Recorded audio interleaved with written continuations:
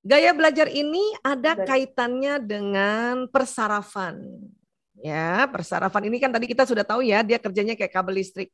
Dia membawa informasi atau data-data yang ditangkap oleh indera ke otak. Ya, nanti otak, ya, program-program di otak juga memberi pesan kepada sistem saraf, sehingga sistem saraf ini melakukan perilaku, ya, atau melakukan tindakan. Ya, nah, ada anak sistem saraf di matanya itu lebih dominan. Ada anak di telinga, ada anak di tangan dan kaki. Untuk itulah ada istilahnya gaya belajar visual, di mana anak yang sistem sarafnya di mata dominan ini, dominannya di mata sarafnya yang menangkap informasi, maka anak yang gaya belajar visual ini kalau belajar satu cirinya ya harus harus lihat bapak ibu gurunya menerangkan. Jadi dia fokus pada monitor. Kalau sekarang pandemi ya, dan seneng ya kalau baca buku, bukunya diwarnain. Ya, supaya tulisannya diwarnain. Jadi matanya dia langsung bisa lihat. Sudah diwarnain, dikasih stabilo, garis bawah, garis merah gitu. Itu visual. Ya, gaya visual. Ya. Makanya kalau anak lagi di kelas gaya visual dan dia duduk di belakang itu kesiksa tuh karena dia nggak bisa ngelihat gurunya ngajarin karena kealingan teman-temannya. Makanya dia bilang, awas dong, aku nggak lihat. Nah itu visual. Ya. Ada anak telinganya, saraf telinganya yang lebih dominan. Dia nggak perlu ngelihat, yang penting harus dengar. Makanya sering anak ini yang disebut gaya belajar auditori. Sehingga kadang anak-anak nggak ngelihat bapak ibu gurunya menjelaskan, tapi telinganya diarahkan ke sumber suara. Maka sering kelihatannya dia nggak merhatiin bapak ibu guru, padahal telinganya yang dikedepanin.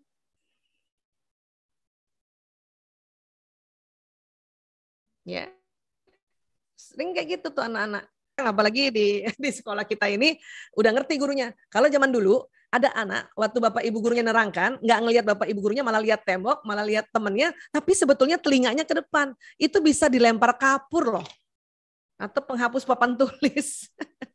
Ya, Ayah Cesta masih begitu nggak? Udah begitu nggak ininya tuh? Guru-guru zaman dulu tuh dilempar, lihat ke depan gitu. Nah kalau dia lihat ke depan, telinganya kan menjauh dari sumber suara, ya, sumber suara. Jadi jauh dari sumber suara. Maka itu yang malah nanti menyulitkan untuk memasukkan informasi ke depan, ke otaknya ini. Atau ciri khasnya lagi gini, Bunda bacain aku, Bunda ceritain aku. Itu berarti anak itu gaya belajar auditori. Tolong ceritain dulu, setelah cerita nanti dia bisa baca sendiri. Cuman kadang karena kita nggak tahu, kita bilang apa karena sibuk juga bundanya, baca sendiri dong, kan udah bisa baca. Ini yang bikin anak susah belajar. Ya, itu ciri juga. Ciri berikutnya, dia kalau baca buku keras-keras. Terus bundanya, kalau baca dalam hati aja, nggak usah keras-keras. Itu lagi susah lagi nih anak nanti untuk mengambil informasi. Karena mungkin bundanya yang gaya visual, kan beda-beda gaya belajar anak sama orang tuanya beda. Ya, paham ini auditori ya. Nah, ada lagi satu namanya kinestetik. Itu saraf di tangannya itu ya, dia harus bergerak melakukan sesuatu agar informasi yang diberikan oleh Bapak Ibu guru justru masuk ke atas kepalanya ini. Bisa jadi Cesta yang begitu. Malah dia dikombinasikan dengan apa? Bakat. Di mana sih bakat di sini? Bakat anak yang senang gunting-gunting, kemudian senang bikin DIY sendiri, itu namanya punya kecerdasan visual spasial. Di sini, itu jago desain nanti. Jago desain, jago arsitektur di sini. Jadi sudah berinteraksi antara persarafan yang di tangan, ada yang di kaki loh. Makanya kalau lagi belajar maunya gerak sana, gerak sini, jalan sana, jalan sini. Kalau di kelas dia keluar dari tempat duduknya ke tempat temennya. Ini kalau guru nggak ngerti dimarahin lagi. Kasihan kan kalau anak kinestetik. Nah, Cesta itu bisa dari tangan, makanya masuk. Tiga-tiga ini sebetulnya semua bekerja indera itu, cuman ada namanya urutan dominasi. Bisa jadi Cesta yang satu kinestetik, auditory, baru visual. Maka dia sambil ngerjain, telinganya juga itu malah masuk. Tinggal nanti tahu bahwa dia berhasil nggak dengan cara kayak gitu. Lihat aja tugasnya udah diselesaikan enggak, ya tepat waktu enggak. Dan ingat ya, kalau tepat waktu kan ada range. Ya, yang penting di range itu 3 hari itu gitu. Misalnya 3 hari nih ya dikasih waktu. Terus ujiannya gimana? Ulang itu aja, kontrol di situ aja untuk kontrolnya, untuk menjadi indikator. Oh, dia dengan belajar sambil mengerjakan sesuatu, oh masuk. Oh, ini berarti gaya belajar dia urutannya adalah kinestetik, auditory, visual. Kayak gitu loh Ayah. Ya.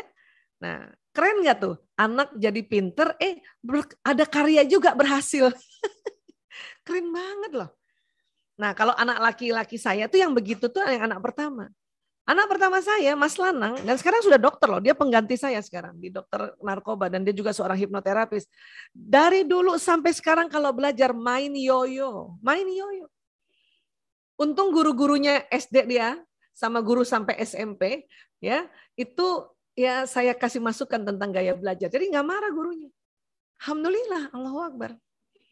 Ini penting nih kalau kayak gini. Kita dulu ya belum sampai ke sini penelitiannya, padahal Allah sudah kasih dominasi persarafan. Ya, jadi ini harus difahami.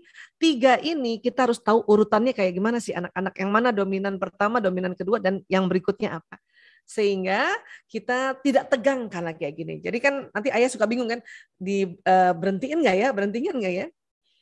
Sampaikan aja, karena anak-anak juga dia harus tahu bahwa oh saya gaya belajarnya kinestetik. Dan yang unik adalah anak sekarang 60% gaya kinestetik dominan. Ya, nah seperti itu. Kemudian kalau soal main basket, olahraga dan sebagainya, itu juga bakat. Namanya kecerdasan kinestetik, sama tuh mirip namanya, kinestetik. Biasanya anak yang gaya belajarnya kinestetik itu suka juga ke olahraga. Cuman karena dia perempuan, mungkin agak beda sekali yang nama gaya kinestetiknya. Bisa jadi dia kinestetik yang bercampur dengan kecerdasan visual spasial. Dia senang yang bergerak tapi membentuk sesuatu, berkarya sesuatu. Makanya ada produknya gitu, hasil produknya. Ada anak yang kinestetiknya murni, apalagi anak laki, ya itulah senang ya main basket. Jangankan diajakin main basket, di rumah, dalam rumah main basket Pak. Kalau anak yang memang bakatnya kinestetik dan anak laki pula. Insya Allah nanti Papa Cesta bilang sama Mama Cesta ya, yuk kita insya Allah punya anak laki lagi yuk gitu. Jadi nanti itu diajak main bola, guling-gulingan, diajak main basket, mantep Pak. Tapi kalau cuma untuk memperkenalkan nggak masalah kok, ya. Nah, kalau dia nggak suka berarti nggak sesuai dia punya bakat di otaknya ini. Oke? Kalau hanya memperkenalkan penting itu. Nanti dari situlah nanti ketahuan dia bakatnya apa di sini. Ya? Oke, baik, kurang lebih seperti itu. Ayah Cesta, terima kasih banyak perhatiannya, Masya Allah.